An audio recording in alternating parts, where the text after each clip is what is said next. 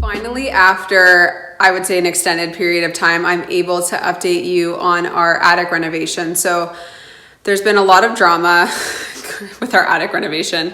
I feel like this happens in most renovations. I want to be upfront with you guys. I said this in my last video about our second bathroom. I really want to take you through and tell you the things that have been going well, the things that haven't been going well, so that maybe it can give you some perspective or some things to think about. Ask your contractor. I'm going to do probably a summary video at the end of our whole renovation about the things that we learned, the things that we would do differently. But I really want to take you through and show you where we're at, because things have changed a lot since the last video and there's just a lot of things to explain. So I'm going to narrate a lot of it. But if you want to see where we're at with our attic renovation, please stick around. If you're liking these update videos, give me a thumbs up and subscribe if you are new. I would love to have you guys along for the ride as we do lots of stuff in here. So I will take you through and show you everything. So the main space is, I would say, the one that has changed the most. So as you can see, I'm going to pan up. We've got our gorgeous beams, and they kind of show you here in just all their glory. Look beautiful now. The key word is now. We have gone through so much to make and by we, I mean Ben. These beams have been a nightmare. So our contractor got beams from New Hampshire in some lumberyard that were wet. What, unfortunately, to his mistake, he decided to rush things and put them up wet. So if you have someone that wants to put beams in your home and they are wet, do not do it, because what happened when they went up is that they were then wrapped, because our insulation was coming, then there was going to be painting and the plastering and everything like that, before the painting. So they were covered for like a month. And then when we uncovered them, they were moldy. So there was black mold I'll kind of show you with my finger. All along the tops of the beams, there was black mold. So obviously, for a health hazard, we had to take care of that. Our contractor wanted to come in and just have one of his guys do the mold remediation, but we fought for a professional company that actually essentially covers their work. We wanted them to do it just so that we had a warranty. If the mold came back, we essentially could go back to them and say, we have this contract with you and you said that the mold would be gone. And we didn't want to mess around with mold. We wanted it to be taken care of correctly, tested correctly, all of that kind of stuff. So that was, I think it delayed us like at least a week and a half up here. Then what happened was, once the paint went on, the plaster work is beautiful. The people that did the plaster work were awesome. The painting as well too, the first coat of primer and the paint went on as well too, and that looks amazing. But I'll actually insert a picture of what color these were probably a week ago. Last weekend, or I guess the week before last, the painters came and they conditioned the beams the day before they were going to actually stain. So that is one thing that you do not want to do. You want to condition and stain within, I think it says on the package, a couple of hours, because the whole idea with the conditioner is that it sucks into the wood so that you actually don't have as much stain penetrating into the wood. So the beams came out super dark, as you can see in the picture, compared to what they are now. So poor Ben had to spend the entirety of last weekend sanding them down with the varying degrees of sandpaper up on a ladder, doing the entire thing. And then he had to go back and stain them himself the way that we wanted them done. So this is actually the same stain, that's on the picture that I sent you, or that I showed you, but this is applied correctly. So this is with the right amount of sandpaper. He went all the way to 240. I think he went 40, 100, and then 240 to have like a really nice finish. Put the conditioner on and then put the stain on and wiped it off with a clean cloth right away. So this is the result of what we got with the mix of weathered oak and early American. I had a little bit more weathered oak, but I'm obsessed with it. It looks so pretty. He did such a good job. So now we're just waiting for them to lighten up a little bit more naturally. And then they're gonna be, once they come back for all of the finishing paint, we're actually gonna have them polyed so that they're sealed. So that's where we're at for that. Over here is our flooring. So these are actually the railings that are gonna be going here. And then obviously we have some newels coming up, balusters that are gonna be like a black wrought iron. And then here, these are upside down, but this is our white oak flooring. I believe these are 4-inch pieces. Our contractor told us that once you go above 4 inches, that's where it starts to get a lot more expensive. So we wanted to go as wide as possible, but we didn't want to go into like some crazy price point for that. So these are getting acclimated. And that's the other thing too, is make sure that when they bring in the flooring, wherever you're going to be having it laid down, have the wood sit in here for at least, I think it says 3 to 5 days, because you really want to make sure that it actually is acclimated so that there's not any issues with installing it.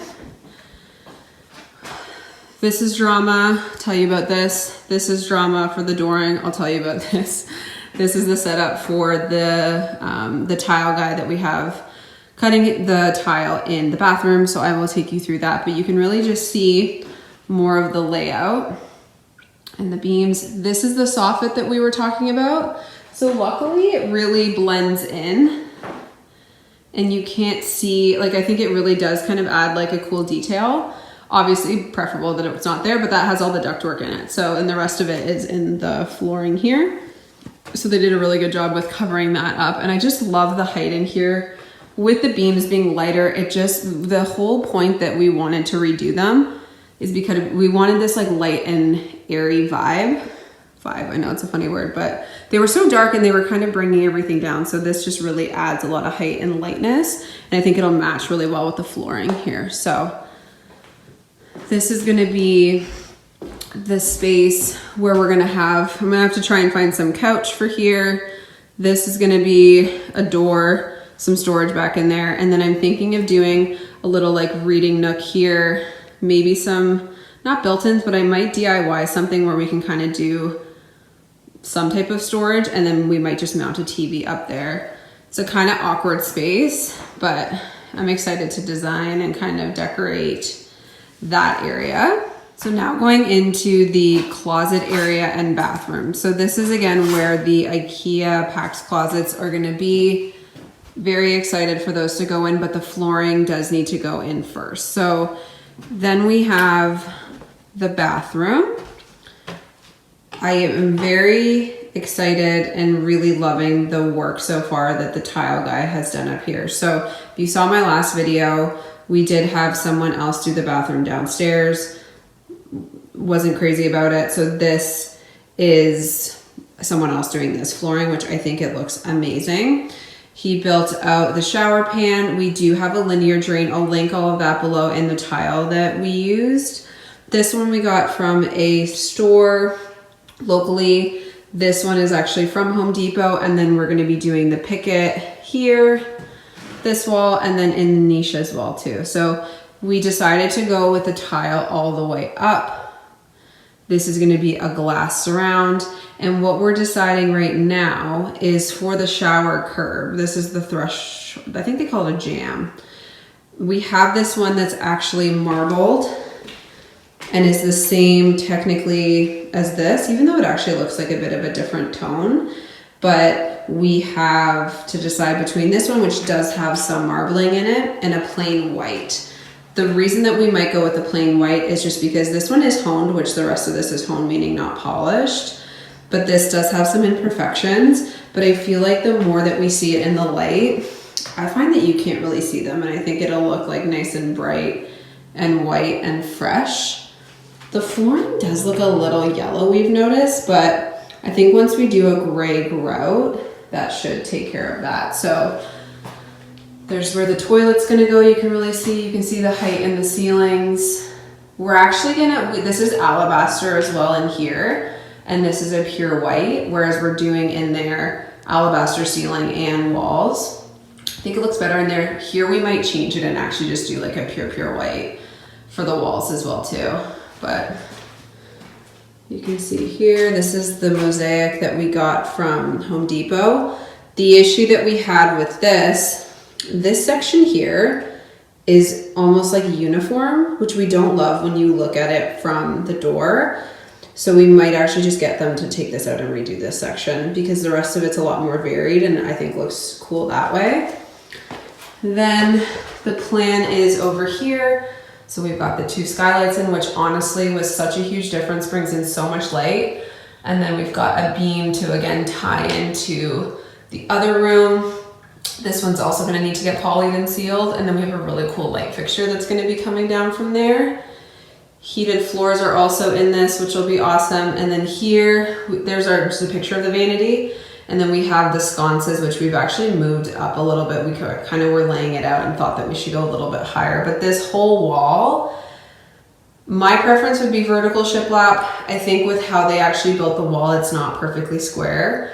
So we actually probably have to do horizontal shiplap. So that's gonna be behind the vanity. So that's how it's looking. So really excited about the progress. The other issues that we've run into is our contractor, unfortunately, this door is measured correctly, but this door,